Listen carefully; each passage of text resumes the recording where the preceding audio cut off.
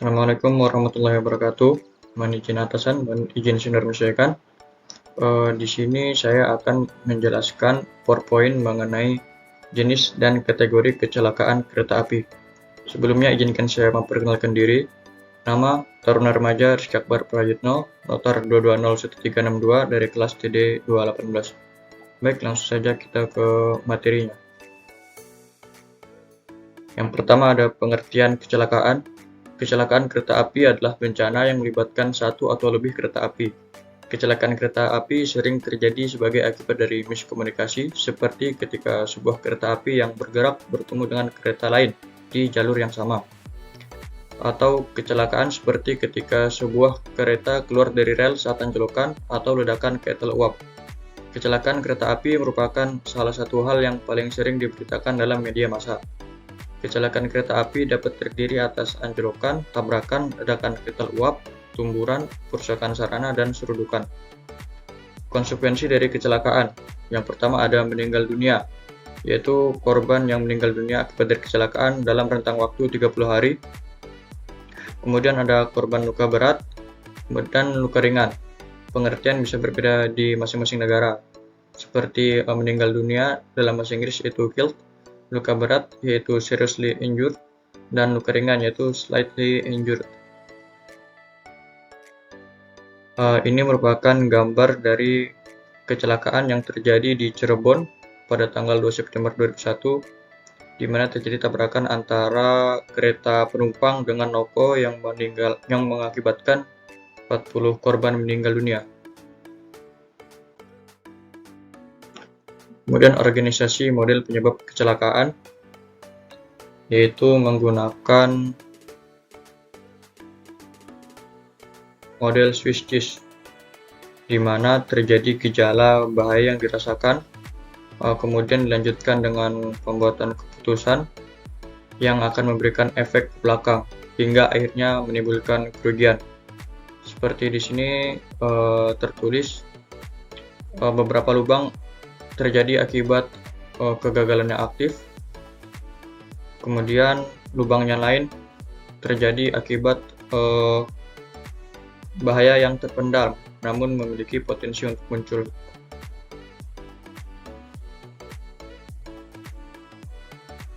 Kemudian ada kategori kecelakaan, yaitu asiden atau kategori A.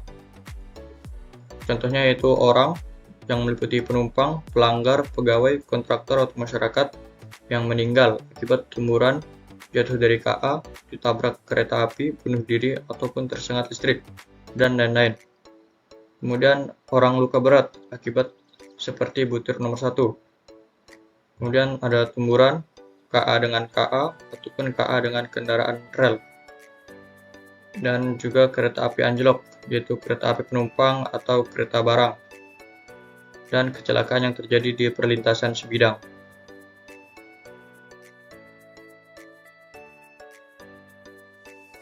Kemudian kategori kecelakaan berikutnya yaitu insiden.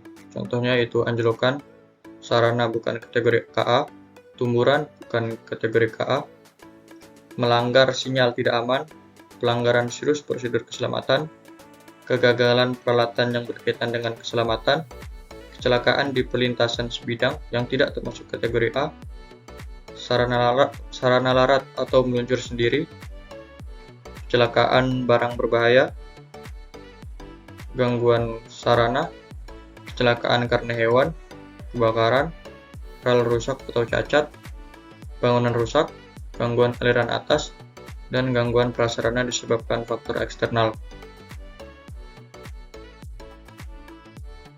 Kemudian ada kategori kecelakaan sesuai PT KAI PD nomor 3. Peristiwa luar biasa hebat atau PLH. Contohnya itu PLH kecelakaan hebat bila berakibat orang meninggal atau luka berat. PLH kukusutan hebat bila berakibat 1. Kerusakan jalan kereta api hingga tidak bisa dilewati minimal 24 jam. Kedua, kereta api sebagian atau seluruhnya keluar rel atau tabrakan. Kereta, gerbong, atau sarana lainnya yang rusak hebat karena ditabrak kereta api atau bagian langsiran. Unsur bahaya karena kelalaian pegawai dalam melakukan urusan perjalanan kereta api atau langsir. dugaan atau percobaan sabotase, dan peristiwa luar biasa tidak hebat atau PL. Kecelakaan atau unsur bahaya yang terjadi tidak termasuk PLH di atas. Kemudian ada juga tabrakan di jalan bebas, tabrakan di stasiun, kecuali tabrakan angsiran, kereta api keluar rel di jalan bebas, kereta api keluar rel di stasiun, bukan langsir, kebakaran kereta api, tabrakan langsir di stasiun, tabrak dengan kendaraan jalan raya, dan menggeleng atau menabrak orang.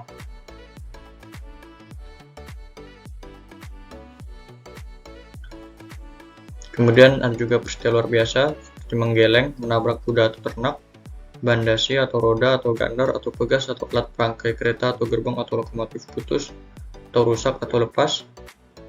Kemudian ada gangguan lokomotif, kereta atau gerbong atau lokomotif keluar rel pada waktu langsir, dan kekusutan perjalanan KA.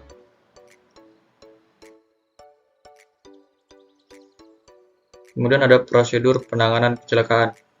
Yang pertama, prosedur penetapan tanggap darurat, prosedur pemberitahuan, kemudian manajemen penanganan kecelakaan, dan yang keempat ada pelaksanaan investigasi.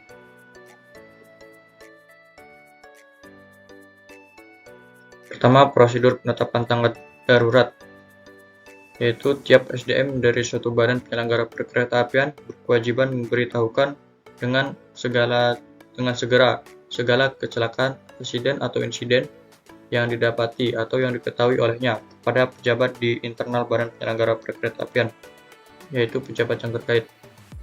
Kemudian penyelenggara perkeretaapian menetapkan siapa yang berhak menetapkan kondisi darurat dan persyaratan yang dianggap kondisi darurat.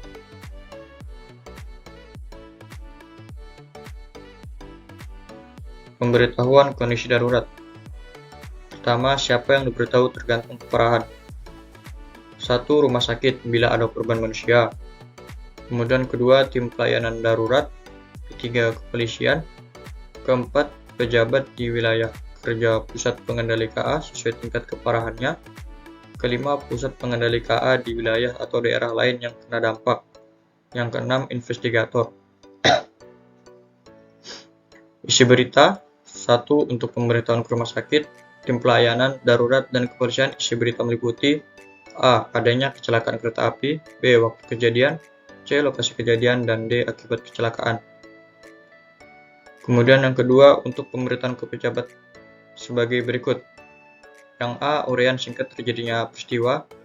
Yang B. Tindakan yang sudah dilakukan berkaitan dengan penanganan kecelakaan. Berikutnya, pengaturan atau manajemen penanganan akibat kecelakaan PLH UU nomor 23 tahun 2007 pasal 125. Dalam hal terjadi kecelakaan kereta api, pihak penyelenggara perkeretaapian harus melakukan hal-hal sebagai berikut. Pertama, mengambil tindakan untuk kelancaran dan keselamatan lalu lintas. Kedua, menangani korban kecelakaan. Ketiga, memindahkan penumpang, bagasi dan barang antara ke kereta api lain atau moda transportasi lain untuk meneruskan perjalanan sampai stasiun tujuan agar tidak mengganggu perjalanan dari penumpang. Kemudian melaporkan kecelakaan kepada menteri, pemerintah provinsi maupun pemerintah kabupaten atau kota yang tempat terjadinya kecelakaan. Kemudian mengumumkan kecelakaan kepada pengguna jasa dan masyarakat. Kemudian segera menormalkan kembali lalu lintas kereta api setelah dilakukan penyidikan awal oleh pihak berwenang dan mengurus klaim asuransi korban kecelakaan.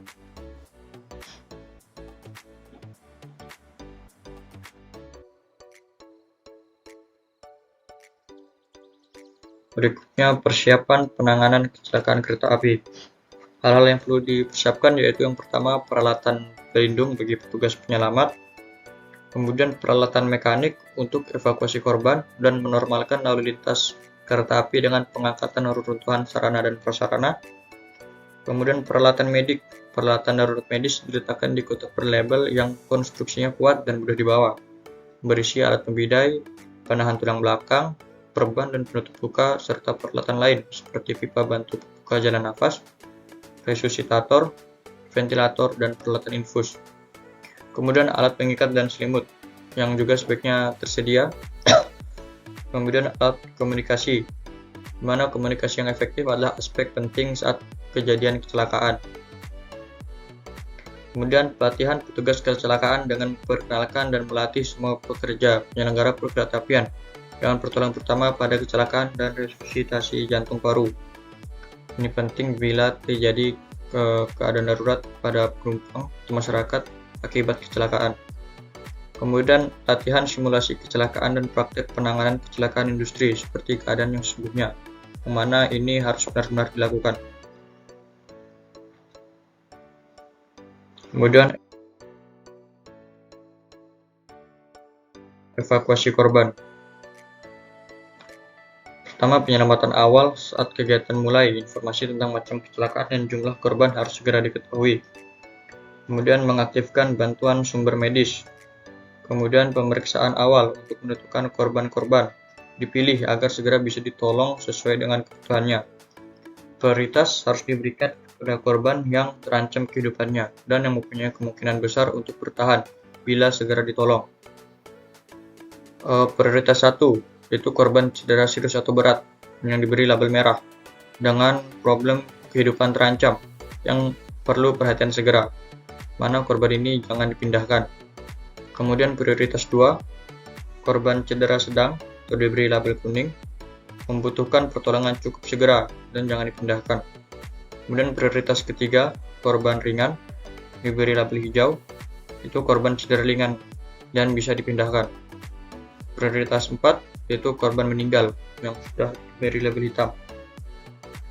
Kemudian melakukan protokol ABCDE, yang A yaitu airway atau jalan nafas dan pemeriksaan tulang leher, yang B yaitu breathing atau pernapasan, yang C yaitu circulation atau sirkulasi darah, dan yang D yaitu disability assessment, penilaian kecacatan. Kemudian evakuasi korban. 2 pertimbangan dasar yang harus dijaga suatu evakuasi adalah kondisi pasien dan kecepatan transportasi.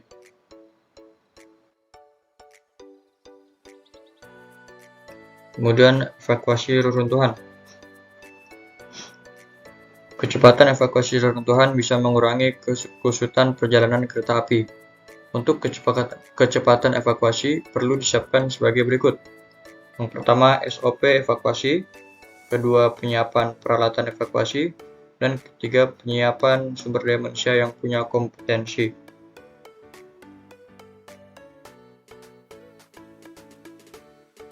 Peningkatan keselamatan perkeretaapian. Peningkatan keselamatan perkeretaapian yang pertama itu penyusunan regulasi keselamatan perkeretaapian. Yang kedua, peningkatan kelaikan prasarana perkeretaapian. Yang ketiga, peningkatan kelaikan sarana perkeretaapian. Yang keempat, peningkatan kompetensi sumber daya manusia perkeretaapian. Dan yang kelima, manajemen keselamatan perkeretaapian. Kemudian ada hubungan antara stakeholder dalam rangka peningkatan keselamatan. Bisa kita lihat hubungannya, yaitu pemerintah atau regulator memiliki tugas penyusunan regulasi, pengujian dan sertifikasi, penegakan hukum, pemeriksaan dan analisis kecelakaan kereta api, dan sosialisasi. Kemudian turun ke bawah ada masyarakat yang memiliki peran untuk kepedulian keselamatan dan menjaga ketertiban, keselamatan, serta keamanan.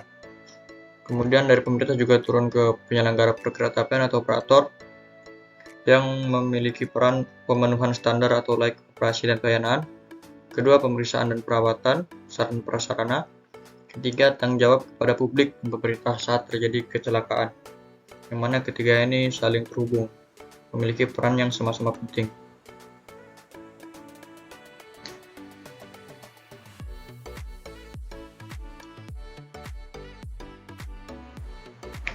Kemudian SOP kejadian kecelakaan kereta api.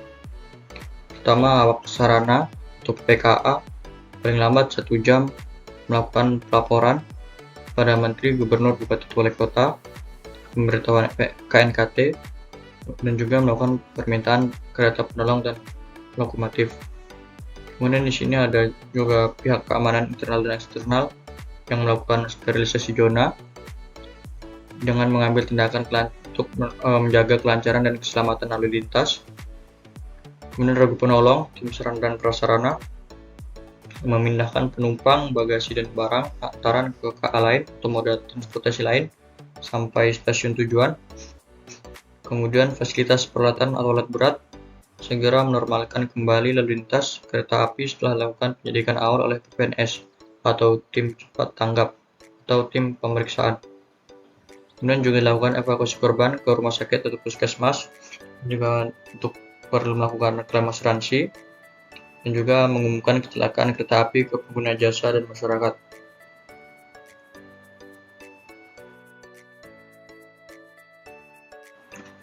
Berikutnya ada hubungan antar stakeholder saat kejadian kecelakaan. Terbagi menjadi dua. Yang pertama, kejadian tanpa korban jiwa dan melintang jalan kurang dari 6 jam, melibatkan pihak Direktorat Keselamatan Perkeretaapian, operator prasarana atau sarana, dan Balai Teknik Perkeretaapian. Sedangkan untuk kejadian dengan korban jiwa dan rintang jalan lebih dari 6 jam akan melibatkan KNKT untuk melakukan penyelidikan penyebab kecelakaan, kemudian operator prasarana atau sarana, kemudian Direktur Keselamatan Perkeretaapian, dan Balai Teknik Perkeretaapian.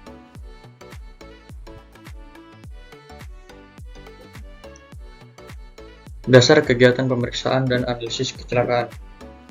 Berdasarkan Peraturan Pemerintah Nomor 56 Tahun 2009 bahwa pengawasan pemerintah terhadap penyelenggaraan perkeretaapian, khususnya bidang keselamatan pemeriksaan dan analisis kecelakaan, bertujuan untuk menemukan informasi atau data atau fakta atas suatu peristiwa atau kejadian kecelakaan yang berupa penyebab dan akibat kecelakaan sebagai bahan analisis dalam pelaksanaan tugas pengawasan pemerintah berupa tindakan korektif dan penerapan sanksi administratif terhadap penyelenggaraan perkeretaapian, dan yang B, penyusunan kebijakan keselamatan perkeretaapian.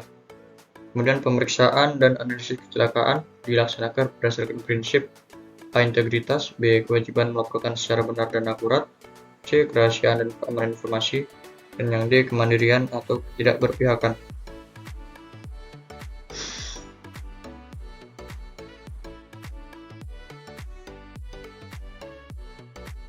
Kemudian pemeriksaan dan analisis kecelakaan kereta api. Bukan merupakan investigasi sebagaimana sedang oleh KNKT, tapi dalam rangka pengawasan pemerintah atas penyelenggaraan perkeretaapian dan dilaksanakan terhadap penyelenggara prasarana dan penyelenggaraan sarana KA. Dilaksanakan saat setelah terjadinya kecelakaan atas dasar pertama, adanya laporan dari penyelenggara prasarana dan atau penyelenggara sarana perkeretaapian atau laporan dari masyarakat maupun media informasi.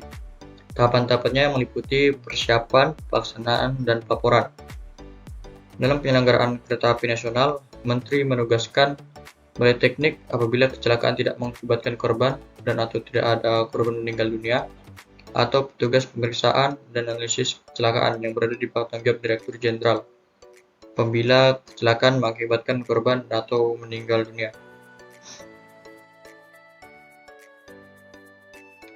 Dan tujuan pemeriksaan dan analisis kecelakaan kereta api. Pemeriksaan dan analisis kecelakaan bertujuan untuk menemukan informasi dan atau data dan atau fakta atas suatu peristiwa kejadian kecelakaan dalam rangka identifikasi penyebab dan akibat kecelakaan sebagai bahan dalam A. Pelaksanaan tugas pengawasan pemerintah berupa tindakan korektif dan penerapan sanksi administratif terhadap pelanggar penyelenggaraan perkeretaapian. Yang B. Penyelidikan awal kecelakaan yang memiliki unsur tindak pidana. Yang C. Penyusunan kebijakan keselamatan perkeretaapian.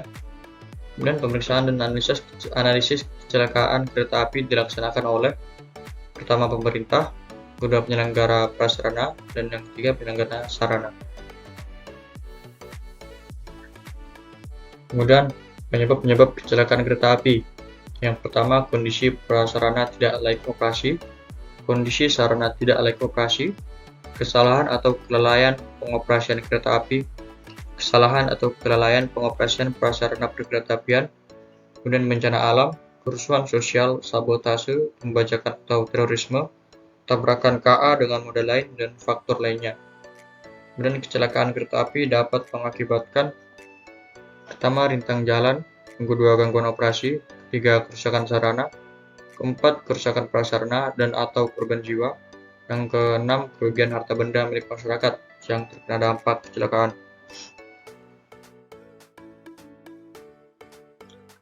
Pemeriksaan dan analisis kecelakaan dilaksanakan terhadap A.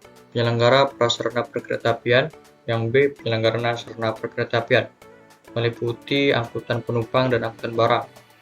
Ruang lingkup pemeriksaan dan analisis kecelakaan dilaksanakan terhadap prasarana, sarana, lalu lintas dan operasi kereta api, sumber daya manusia, dan faktor eksternal. Pemeriksaan kecelakaan perkeretaapian meliputi A. Pemeriksaan pendahuluan kecelakaan perkeretaapian dilaksanakan untuk mencari data dan informasi faktual, keterangan dan atau bukti-bukti awal terjadinya kecelakaan kereta api dan menemukan indikasi awal penyebab kecelakaan. Yang kedua, pemeriksaan pendahuluan kecelakaan perkeretaapian dilaksanakan berdasarkan informasi kecelakaan. Kemudian yang B, pemeriksaan lanjutan kecelakaan perkeretaapian merupakan kegiatan pemenuhan data, keterangan, informasi, dan pengumpulan data faktual yang lebih lengkap sehingga dapat dilakukan analisis kecelakaan.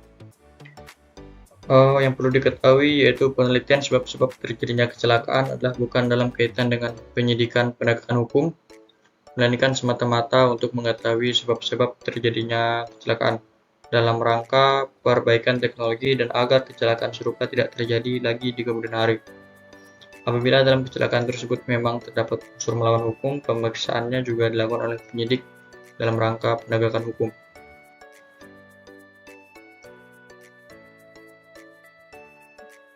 Berikutnya itu alur informasi pemeriksaan dan analisis kecelakaan kereta api.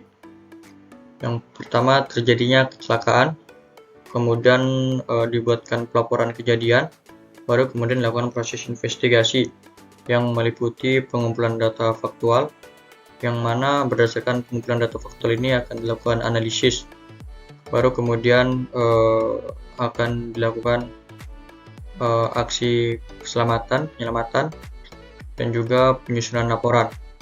Semuanya itu bertujuan untuk peningkatan keselamatan.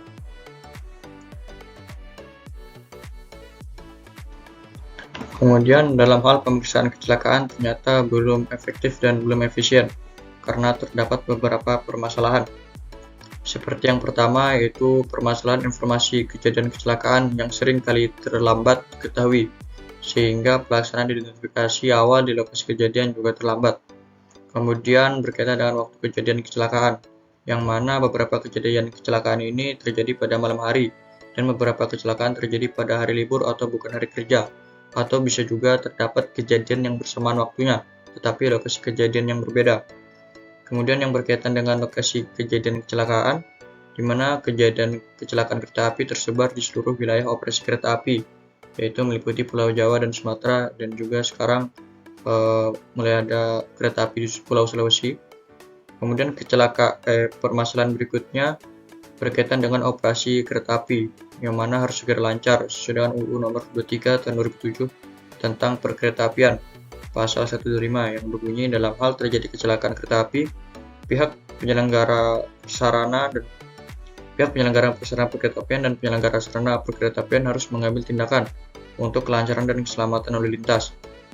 Kemudian permasalahan ini juga disebabkan oleh SDM yang terbatas, di mana jumlah dan kompetensi petugas pemeriksaan dan analisis kecelakaan terbatas, dan juga berkaitan dengan peralatan pemeriksaan yang juga terbatas, yang mana peralatan perlengkapan pemeriksaan masih sangat terbatas serta kemampuan penggunaan alat juga masih minim. Dampak dari permasalahan-permasalahan tersebut menyebabkan analisis penyebab kecelakaan menjadi tidak optimal.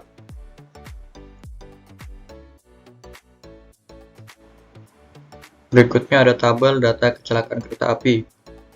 Yang A, yang itu tabel korban, yang meliputi jumlah korban meninggal dunia, korban luka berat dan luka ringan, mulai tahun 2010 hingga tahun 2018.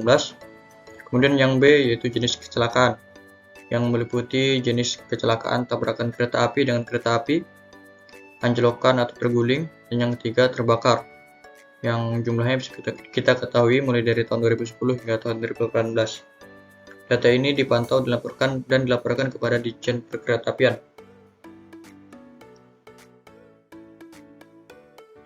Kemudian rate of accident atau ROA.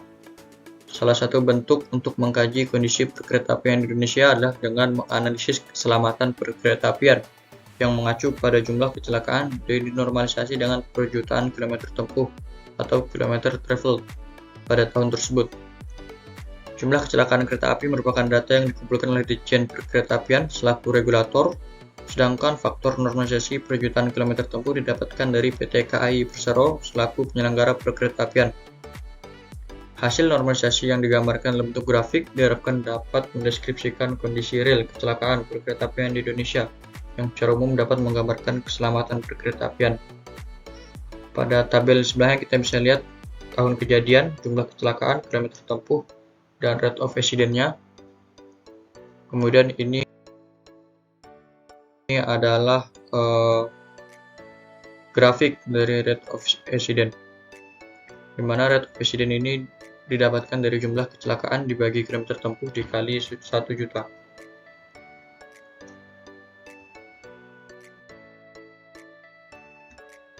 Kemudian keselamatan perlintasan sebidang. Dasar hukum yaitu 1. Peraturan Menteri Nomor 24 Tahun 2015 tentang standar keselamatan perkeretaapian.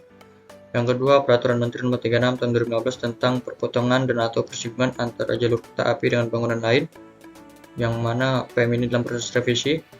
Yang ketiga, Peraturan Dirjen Perhubungan Darat SK Nomor 407 Tahun 2018 tentang pedoman teknis pengendalian lalu lintas di ruas jalan pada lokasi potensi kecelakaan di perlintasan sebidang dengan kereta api.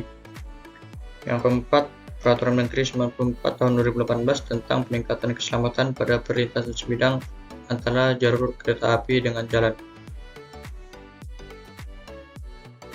Kemudian bisa kita lihat data kecelakaan yang terjadi di perlintasan sebidang yang terjadi pada tahun 2014 sampai 2018. Bisa kita lihat jumlah kecelakaan di perlintasan sebidang, yaitu perlintasan dijaga dan perlintasan tidak dijaga, serta korban jiwa, yaitu korban meninggal, luka berat, dan luka ringan. Dari data tersebut dapat kita simpulkan bahwa kejadian kecelakaan yang terjadi di perlintasan tidak dijaga dengan total 1174 kejadian dibandingkan dengan kejadian di perlintasan sebidang yang dijaga sebanyak 205, yang mana hanya 1/5 dari kejadian di perlintasan sebidang yang tidak dijaga. Hal ini menunjukkan bahwa potensi untuk terjadinya kecelakaan masih besar, terutama pada perlintasan sebidang yang tidak dijaga. Hal ini menjadi kewajiban semua stakeholder untuk dapat menurunkan potensi terjadinya kecelakaan tersebut. Data ini diambil sampai dengan Juni 2019. Kemudian ini merupakan contoh gambar kejadian kecelakaan di perlintasan sebidang. Bisa kita lihat ada yang pengguna motor yang terjatuh di perlintasan sebidang, tabrakan antara kereta dengan truk, hingga mobil yang terguling akibat tertabrak kereta api. Mungkin sekian presentasi PowerPoint dari saya, kurang lebih mohon maaf. Terima kasih atas perhatiannya. Saya ucapkan terima kasih dan wassalamualaikum warahmatullahi wabarakatuh.